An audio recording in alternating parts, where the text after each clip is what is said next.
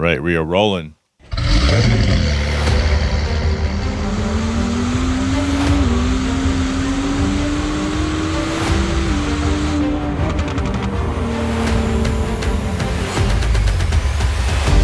This is Hard Parking, brought to you by Right Honda and Right Toyota out of Scottsdale, Arizona. I'm your host, Jhae Pfenning, recording from my home studio in Gilbert, Arizona.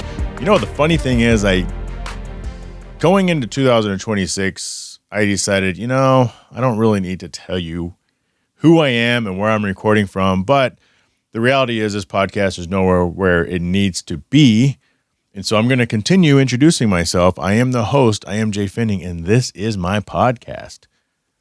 I just got back from the warehouse, so if you listened to the last episode, you saw that I went on location and I interviewed Rebecca Wynn, who is owner and operator of the warehouse. In fact, I still have my wristband on. I was going to cut it off, but this is a reminder of Arizona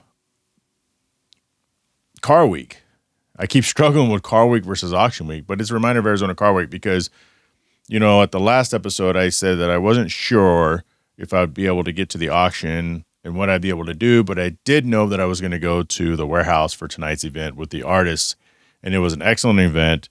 Lynn Heiner that I met last night at the Radford party, I'll talk about the party in a little bit. Dwight Knowlton, who is a founding member of the warehouse, who will be a future guest of Hard Parking.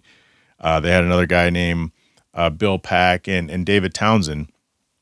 And the way that Rebecca and her crew is able to transform that warehouse for any event that they have planned, whether it's a wedding or it's the Nissan Code R GTR event that she talked about, or the NSX event that she did with me, and even tonight, the artist event. It's just the way they transform that space it's a nice touch above just about anything that you're going to attend here in Arizona. And it's just close enough from the main hub that is Scottsdale, that is Barrett-Jackson, to where, like she said, it's a quick trip down the freeway. And it was a great event. They had bar service there. Again, all the four artists, you could look at their stuff. You could buy their stuff if you wanted to. They had an excellent panel discussion, and you could commission artwork from them. So that was an excellent thing, and I'm so glad that I attended. And that pretty much concludes my car week. I'm recording this on a Thursday night because I'm going out of town and I won't be back until Monday. I'm not going to be able to experience Barrett-Jackson like I typically would, or go to these. There's dozens of events this week, and then Saturday is the big one. So, do you go to, I assume they're still having bagels and bullshit at Auto. So you go to bagels and bullshit, you go to the 6 other things going on Saturday morning, all before Barrett even opens. And then, of course, you go to Barrett and you do your thing. But I will say that if you want to hear a recap on Barrett-Jackson, I strongly suggest you, after this podcast, of course, I strongly suggest you head over to Tormenting Tarmac with Jorge Aquino, a.k.a. Papa Tarmac. Obviously, he's been on my podcast, and I've been on his because I know that he's going to be recording live from the warehouse tomorrow, which will be Friday at the Avance event, if he's still doing that. He's supposed to do it. We got to hold him to it. But either way, I know he's going to be doing stuff specifically for Barrett-Jackson and Car Week, and so that's always an excellent place to get like the pure car talk and the pure conversation. This podcast is surface level, and then it's reality and society and things that most of you tune out because you don't really want to hear it or face it, but it is the reality that we have. So last night, which would have been Wednesday, I did receive a special invite to go to Pat and Linda Velasco's home, which is kind of in the Arcadia / Scottsdale-ish / Phoenix area. Really nice home. Went there a couple years ago, and they own Radford, which is a racing school here and the official school of Dodge. And of course, Rebecca had mentioned a gentleman named Mark Valentino in last week's episode. He's a member of the warehouse. It's a members club. And he's also become a friend of mine as well. So I was pretty stoked to get that invite. I brought Yvette with me. And, it was really cool because it's a beautiful home, and anything you want to drink at the bar, I kind of pointed at, because I'm a big whiskey person, as you guys know, whiskey, scotch. whiskey, bourbon, gin, vodka. Okay, anything that has alcohol in it, I'm probably going to drink. I actually like wine as well. But they had Yamazaki 18, and I kind of pointed to the bartender. I go, is that just for display, or can we order that? And she goes, everything behind me is available. Oh, I will take the Yamazaki 18, please, because this is $800 a bottle at Total Wine, right? So I don't have that stuff. But in the course of last night, I had a couple of those, and they were heavy pours. I kind of wanted the third just because, but I didn't, because that would have been not worth the risk, because this place was like 45 minutes away from my house. But beautiful sushi, great desserts. And I've never really spent much time with Pat and Linda Velasco, but even from the last time I was there, they're so welcoming to people. And again, they have such a beautiful home. But the cool thing that I love about this event is you get people there that you know, or people you know of, but you haven't formally met for the first time, or there's people that are coming into town specifically for the event. For those of you who are into cars, Chip Foose seems to always go there. The famous Chip Foose, if you don't know who he is, look him up, ChipFoose. But I'm convinced that after last night, we are living in a simulation. And I'll tell you why. First, before I tell you that, I also got to meet now local artist Rae Roberts. And we follow each other on social media. And we talked for probably 10 minutes. And she is such a fantastic person. And hopefully she'll be on this podcast. And oh my God, she's an incredible automotive artist. And she wrenches on her cars. So if you follow Rae Roberts, RaeRoberts, you'll see that she's always working on her BMW or doing other stuff. And she's painting. But it was an excellent opportunity to meet her and kind of network with a lot of other people. Really good, genuine people in the business. But here's why I'm convinced we're living in a simulation. First, I got to do this read really quick. Okay, here we go. Week 3 trying to do this read because I have not had time still to properly record this and put it to music, but maybe it'll be better this week than last week. A word from our sponsor, SparkForge, Arcus Foundry. If you run a business and you're tired of juggling tools, chasing logins, and constantly feeling like the tech side of things is heavier than it should be, this might hit close to home. That tech fatigue usually shows up as an outdated website, reviews slipping through the cracks, missed calls when you're busy, or social media that's always on the back burner. Most business owners know something's off, but fixing it feels like a bigger project than they have time for. SparkForge exists to take that weight off. Like it's legit, guys. SparkForge is legit. I use it for my website, by the way. It handles the tech behind the scenes, helps clean up how your business shows up online, makes calls and messages don't get missed, keeps reviews from slipping through the cracks, and wrangles social marketing so you don't disappear for weeks. If you're curious, there's a short discovery session, and it comes with 90 days free to actually see if things make it easier. So basically 90-day trial, right?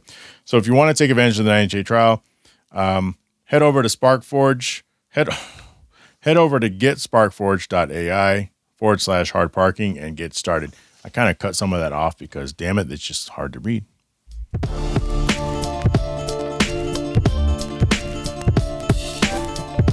This isn't a conspiracy corner segment that I typically do. And we're going to get to my Barrett-Jackson and also some controversy with that. So just hold on with this, and I'm going to tell you about that in a little bit. So we're sitting there around the fire, and I leave because my wife wants me to go get her another drink. Now, as we're sitting there, I was looking at this woman in front of us, and I told my wife, I go, hey, I'm pretty sure I know this woman. She looks a lot like this other woman that the last time I saw her was at Monterey Car Week 7 years ago, maybe even 8 years ago now. Randomly, we would have been 2 of the 4 people in the hotel lobby at that time of night. And I remember having a conversation with her then, like, don't I know you? And it's one of those things where she wouldn't know me, but I would know her. And I'll explain to you what that means in a little bit. But so I pointed her out. So then I get up, I go to get my wife a drink, and I'm kind of out, lollygagging, doing my normal talk to everybody type of deal. and my wife's sitting down around the fire because it's kind of cold outside. One of 3 fires they had going. We're not talking the outdoor heaters. We're talking like fireplace fires, right? So one of the 3 fires that they had outside, and they're laughing, having a good time. I'm like, my wife's taken care of. So then we go over there and come to find out the guy that she was talking to, his name's Stuart Reed, and he's the father of the woman that I said, I'm pretty sure I know who she is.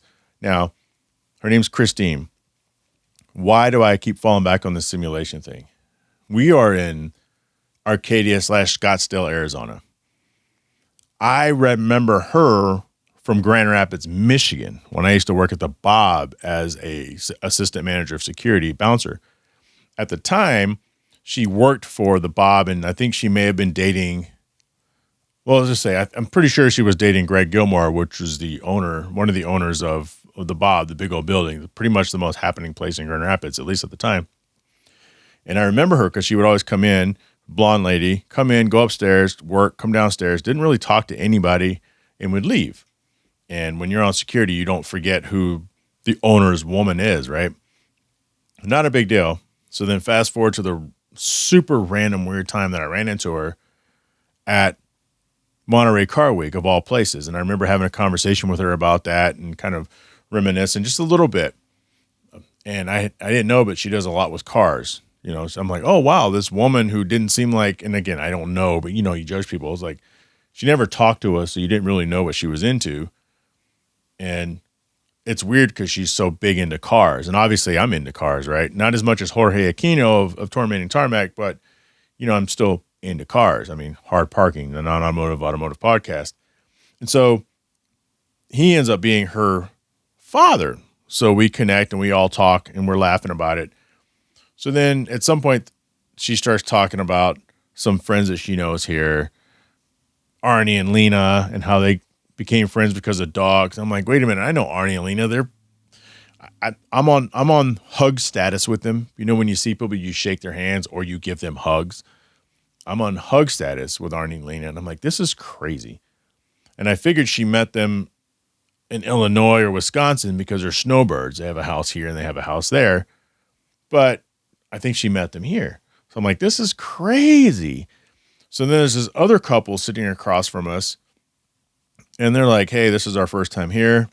We own some businesses. And the thing is, this party, you're surrounded by normal people. And I say normal people from personality-wise, but behind the normality of people, you have people that make $30,000 a year. You have people that make $300 million a year, right? You have that whole thing, that whole array, and nobody knows. You just know, okay, well, there's Chip Foose. Obviously, he's somebody, but these other people, if you don't know, you don't know, and it doesn't matter, right? Because you're having genuine conversations with people, and much like this podcast, genuine conversations. And so there's this other couple, and they're asking us, how do you guys know the Velascos? And well, they tell us, well, they blueprint. So if you're watching this, you're not really into cars. You may not know what this means, but they have a company and they do what's called blueprinting of engines, right? Which is kind of a deal. I won't explain what that means, but car people know what that means. And they're talking about how every year they have a display at Barrett-Jackson. And then he brought up that they have a display at SEMA. And I'm like, okay, SEMA, they ain't cheap. This guy must have, what I'm saying? He must have some money.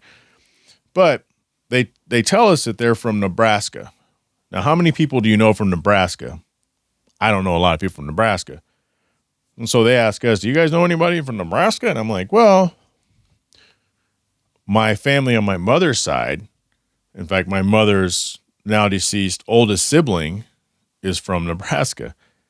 And so I go, they tell us the town. I don't know the town. I haven't been to Nebraska since I was like 12. And I go, well, I don't know. Do you guys know where Grand Isle is? And they go, yeah, it's like 30 minutes away from us. And I look at them. Okay, so just think about the odds. We're in Arizona. They're visiting from Nebraska. And they live 30 minutes away from the only place that I really know in Nebraska. Like everybody knows Lincoln, Nebraska, right? But as far as having gone through with personal experience, even at a young age, and staying at our family's house for a day or two. And I'm like, we are totally living in a simulation. So then I hear about this guy that has 2 NSXs. His name is Dan Withers, and he's here in the area. He's got an early first-gen NSX, and he has a, I think, 2017 NSX. So I'm talking to my friend Ron Evans, who's been on the podcast, Ron Evans of the Vault. And if you go back and listen to that podcast, Ron Evans is talking about they know a guy who bought an NSX, and back then Ron was dirt poor. I mean, you wouldn't know if you knew him now, but Ron looks like old money, but he's relatively new money. And so back when he didn't really have anything, the guy they knew had an NSX, and I think they rode around in it. It was just the coolest thing. Well, long story short, it was Dan Withers, this business card. And so Dan Withers was at this thing last night, and I was telling myself, okay, I got to find this guy. Obviously, I'm the fucking president of the NSX Club of America. So I want to find this guy, not to recruit him to be a member, just to say, hi, thank you. My name is Jay. I'm the current president of the club. Thank you so much for believing so much in the brand. And so I'm thinking to myself, I need to find this guy at some point tonight.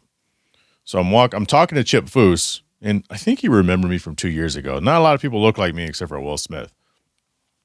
But even if he didn't remember me, he talked to me like he did, which is great.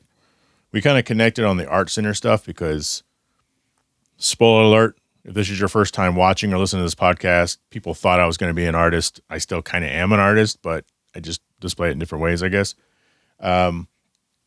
But he's sitting there holding this card, and I'm looking at the card, and I'm like, oh, there's an NSX in the middle of that card. And he flipped it over, and it was Dan Withers' card, the guy I've been looking for all night, who just happened to be standing right in front of me. So the world, the car space, this is such a small world that we live in because people are coming from all across the United States, in some cases all across the world. I'm at this small house party. There was probably 75 people there, which seems like a lot of people, but if you've been to this house, there's a lot of space between people. And between the Grand Rapids, Holland, Michigan, like my friend is your friend deal, the full circle. Oh, the best part, I can't believe I almost completely whiffed on this. So Stu Reed, father of Christine, that I knew from the Bob, he was an art teacher. And Chip Foose was in his class when Chip Foose was 18. I'm like, we are totally living in a simulation right now.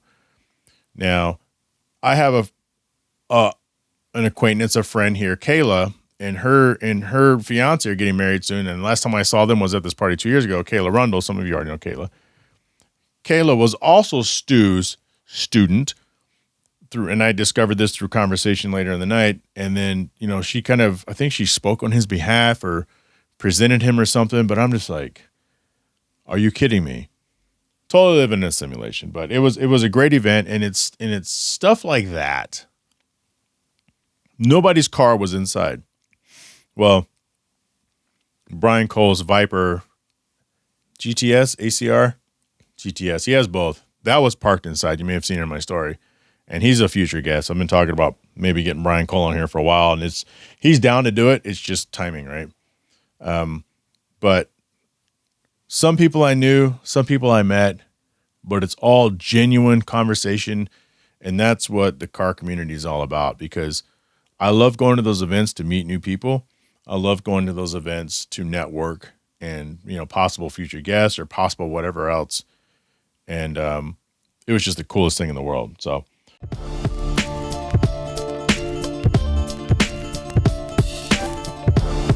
all right. So as I said earlier, I did finally get an opportunity to go to Barrett-Jackson.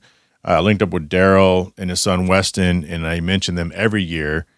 And so this year was no different. Ended up taking the NSX and going to the lot. It's like the rideshare lot, and it was so far away that they had a charter bus taking you from the lot to the front door, which is great. So Daryl's one of those crazy guys, right? What he ended up doing the day before is he took a golf cart out of Barrett-Jackson and drove it all the way over to this lot. For some reason, they let him out, and I think it's because he talked and presented himself as if it was normal. because when you're working security, you probably don't even know. This could be your first gig. You just don't pay attention. So he's like, hey, this is the gate. And the guy's like, yeah, this is a story Daryl told me. He goes, okay, so I can just like pull out of here. And the guy's like, yeah, I guess. And so he did. He left the grounds and took the freaking golf cart. But what he did with the golf cart is he had a big bicycle lock and he wrapped it around the telephone pole way over in lot 5, which is the rideshare lot. And so I went there and I parked and I just hung out by the golf cart until their Uber dropped them off and they walked down and we jumped on the golf cart and we went to Barrett and it was great. I was there for 2.5 hours, spent a little bit of time with them. I always try to spend time with the people who, well, number one, they're friends of mine, hug status friends, right? And, you know, he hooks me up when I don't find other things, but I just generally like seeing him. If I didn't go to the auction, I just would have went through I just would have gone to the hotel and hung out with them in the lobby for an hour and a half or whatever and just come back home. You know, not a big deal. It wasn't about me going to Barrett. It was about me seeing my friends that come into town. So I was with them. But I also saw a couple other friends. Tyson, I ran into Tyson Hugie. That's a future podcast episode at his house. And Peter Cunningham, of course, he came down from the box, the sky box, and met me in one of the tents. And we walked around for 30, 40 minutes. I only planned on being there for like an hour and a half, was there for like 2.5 hours. This was all before going to the Radford event. But this is where the controversy comes in. And this is kind of going back to 2 episodes when I had J. Michael Lopez sitting in front of me and we're talking about everything that's going on in the world and different perspectives and having the ability to have conversation amidst turmoil, right? Friendships, relationships. And so when Daryl and Weston show up, and I'll just say this isn't the first time. I think Weston did the same thing last year, but the things that are going on in America right now are very polarizing. And so just take that into account with this, right? So Daryl shows up, him and his son Weston, and Weston has a red Make America Great Again hat. And so I see it and I'm like, ooh. But he had the same thing on last time. Obviously, I have no problem with it. Like, I'm never gonna wear anything political. I'm not putting any signs on my yard. I'm not putting any stupid bumper stickers on my car. Like, not that big of a deal to me. Now, you would think it was to me if you engaged in recent conversation and debate with me, but I'm more of a debater than I am anything else. But I'm just like, man, with the temperature of the United States right now and all the crazy stuff that's going on with ICE and, you know, everything is so tribal now. You're either this, you're that, or you're that over there. And if you're more than one thing, then you're nothing, you know, and it was weird because I shouldn't have felt that way. And so as we're riding in the golf cart, I'm in the front with Daryl and Weston is riding in the back. He's kind of standing up, you know, with his hat. It's kind of like this little beacon. And I'm riding in the passenger seat. I'm just kind of looking around, looking at people, look at us and look at Weston. And I had to wonder, you know, and Weston's like 17. Like he's a kid. He's a very smart kid, but he's a kid. And him and his father, I mean, they're very right. They're not right of center. They're just right. And I wondered, and I even asked them, I go, hey, so when I come and find you guys later, I'm either going to look for your red hat or I'm going to look for the commotion. And they knew exactly what I was talking about. But Daryl said, at least up to that point, they haven't really had to deal with anything. Most people come up and say, hey, I like your hat, right? But none of the scowls. And I think, although Katie Hobbs is our governor and she's Democratic, I think this state mostly bleeds red, especially from last year when I was there and they had the Trump Diablo go across the stage and it went for like 1.2 million or whatever it went for, and the whole place erupted. It was crazy. I was like, okay, I guess this is like the Trump auction. But still, it kind of bleeds into this other thing, right? Where, you know, one of my really good friends, and I have the license plates, you can't see them, but they're across the way, and I have the first responder license plate. So it's the American flag, and it's got the blue line and the red line across the middle. And when this plate came out, I bought it. And so this plate is twofold. And depending on who you are and how you think, you may think that my priority is one over the other, but a couple things. So it's a first responder. So when you get it, you support public safety. A portion of that goes toward firefighters, police officers, whatever else, right? I bought it because it's just a cool looking license plate because I have a vanity plate. And so I want people to know that I am VF1SNSX or my Fat X or hard parking, which it is now, or FX50 V8, right? I don't buy it to make a statement. And I mean, I have another one, Jay-Z, that was on my little Z, and it says empower on the bottom. Like, that's like a DEI thing almost, right? Empowered. I'm so empowered. I'm empowered because identity. I'm empowered. No, I bought it because it's black, and it says Arizona and J space Z, J, my name, right? And Jay-Z sticks out. Only reason I bought it. But I switched to hard parking, and of course now the classic plate is on there now, but I have a dear friend of mine who challenged me on that plate years ago. This is 2020, so it's kind of the height of the George Floyd stuff, right? The defund the whole police thing and that whole movement, whatever, regardless of what you think about it. I think defunding the police is a huge mistake, but we could spend our money other more creative ways to make everybody better, right? But that's just my opinion, and you're going to get it. But he challenged me on having that plate because it's like, you're supporting the current administration, or you're saying that blue lives matter over black lives. I'm like, no, dude, what are you talking about? And this is a friend of mine from probably one of the most liberal states in the union, and probably one of the most liberal cities in the union. So you take that as it is, but we've never let that come in between us. But to be challenged on my vanity plate choice, not the customization, just the plate choice, right? And it's kind of like this whole tribal thing. And, Wes Tankersley and I were talking about this today, about the American flag. I'm proud to be an American. Our country isn't perfect.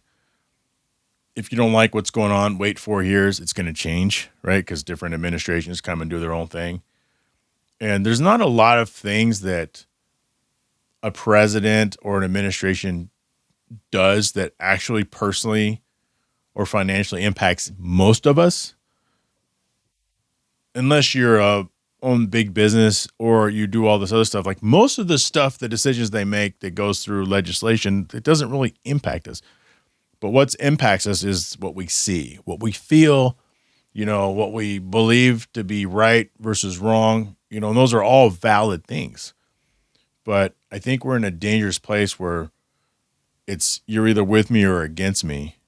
And when it comes to the American flag, I'm proud of my country. I'm proud of my flag with all its faults, but I shouldn't be not ashamed, but I shouldn't be scared or concerned about wearing a American flag t-shirt or flying an American flag at my house. Maybe I'm a military veteran, which I'm not, but it's almost become a badge of like a hate symbol. And I think if you think that way, we should take a step back and evaluate. Because another thing we talked about was disrespecting the commander in chief. And I know people don't like Orange Man and there's all these different things, but it's the same thing when our former president, Joe Biden, was in office. Like, I really dislike seeing "Let's Go Brandon" signs, and now they don't even say "Let's Go Brandon." It's just F Joe Biden or F Biden with like a symbol for the U. And, you have all the anti-Trump stuff. And I'm just like, man, it's been like this for a long time. People just conveniently forget it because it's about who's in office. It's not about the act. It's about who's doing the act, who's behind the act. And I can debate you to the end of days on why that position, it's not an opinion. It can be verified by facts, right? This whole ICE stuff, I don't like what's going on right now. But it's tricky. Nothing is cut and dry. And that's what I said when Jay was on here. It's like, you have to be willing to at least have a conversation with somebody. And if you don't want to have that conversation, then maybe you need to take a break and start evaluating what is important to you and where do you want to draw those lines? Because I've gotten into some really good debates with some dear friends of mine, and at the end of the day, we agree to disagree, and there's times where I am convinced or my mind has been changed in lieu of new information, and there's times where I've changed other minds. But none of it happens on social media, and I think that's the danger for all of us. But that's kind of what I wanted to talk about from the controversial part about going to Barrett-Jackson. At the end of the day, it had nothing to do with Barrett-Jackson, but it was my friend Weston wearing his Make America Great Again hat, and the way I felt about that, the way I know other people feel about that, and we just need to take a step back, let processes take place, examine every bit of information available to you, because sometimes there's stuff out there that you just don't see that can help add important context. So you can still feel the way you feel, but you need to have that context there so that at least you're more informed. And I've said this before. I'm the same way where sometimes I have to stop and be like, am I being controlled? Am I being navigated down a certain path to feel a certain way? The answer is yes, but you want to at least think that you can have some kind of control over it, and you can have control as long as you step back and evaluate everything.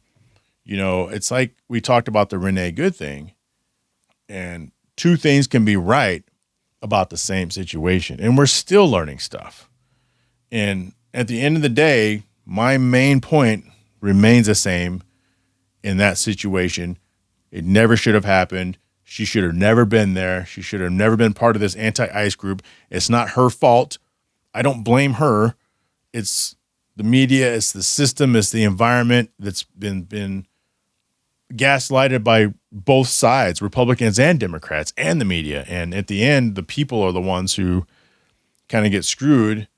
And, you know, depending on what you watch and what you link your narrative to, it ultimately determines your like and disdain for other things. Like, I found myself really, really, really disliking people that I've never met before. And I have to check myself like, wait a minute, I don't even know this person. I just know the stuff that I've seen them say. And as someone who tries to embrace the full conversation, I think if you've been with this podcast, you at least respect that enough of me to know that I can convince myself and I can convince other people that there's two sides to every story. There's right, wrong, or indifferent. There's always more information, and it is important for you to evaluate that when it's available and then ultimately make your decision. You know, was this right? Was this wrong? Was this morally wrong? Was this legally right? Was this legally wrong? And at the end of the day, whoever goes to court outside of the court of public opinion, they ultimately have the burden of proving guilt or innocence, and nothing that we say matters. All it does is add to the court of public opinion. It tells people where you are at the current time with your mindset. And unfortunately, it also can fracture friendships and relationships. And that's the part that is the most dangerous.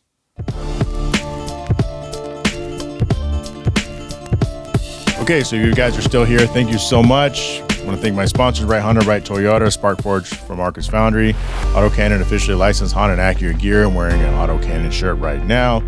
Patreon business supporter, Kuya Automotive out of Winter Garden, Florida. Automotive specialty tool out of Owings Mills, Maryland. Shaping Success, Treasure Valley out of Boise, Idaho. Beak House Small Home Design out of Ashburn, Virginia, and Traverse City, Michigan. And last but not least, the Lucky Break Sports Breakers out of Caledonia, Michigan. If you're in a position to help the podcast upgrade, you can join the Patreon for as little as $3 a month. Patreon.com, Hard Parking Podcast. And if you like what you heard today, make sure you leave a comment, thumbs up if you're watching this on YouTube. Leave a review. Just don't give me a 1-star review. Just like, yeah, I really like that Jay. He's really good. He covers all topics. Most of it I don't agree with, but damn, that's a great presentation, that guy. He's a swell guy. I want to thank Mark Stolman, Catherine Cox, Eddie Ramos, Richard Graves, Bo Jones, Alex Gamina, Drew Bunkley, Byron Jones, Andre Mullins. Email the show, info@hardparkingpodcast. Email the show, info@hardparking.com. Make sure you subscribe to YouTube, follow the Instagram Hard Parking Pod, and I will see you guys next week.